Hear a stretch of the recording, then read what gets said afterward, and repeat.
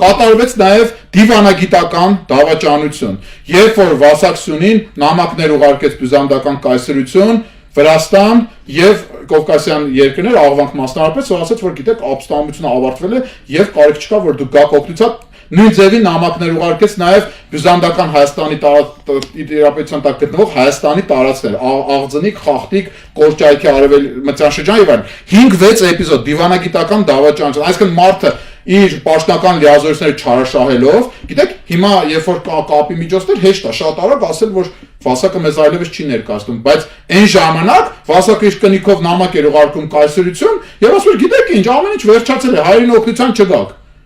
Հիմա պատկերացնում եք, առանց այդ կայսրությունում չէին ուզում հայերին օգնության գային, հայերին չէին ուզում օգնության գային, սրանց լավ առիթ։ 6 էպիզոդ արդեն եղավ։ 7-րդ էպիզոդը հավաքագրեց վարձկաններ, որոնք ավարարի ճակատամարտում հանդես եկան մեր դեմ։ Հիմա նորից պատկերացնենք այդ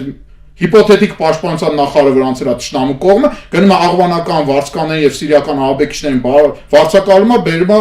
Արցախում մեր դեմ։ Դավաճանությունը 7-րդ էպիզոդը։ 8-րդ էպիզոդ։ Այդ վարձկաններով աղվանքի հյուսիսում գտնող Դերբենդի դուռը փակեց եւ թույլ չթողեց, որ հոները մեզ օգնության գային։ Նորից կանք մեր օրինակի վրա պատկերացնենք այդ ներկայիս հիպոթետիկ դավաճանը փակում է Ռուսաստանի օգնությունը եւ չի թողնում, որ Ռուսաստանը ֆիզիկապես արցախահայերին օգնության գա։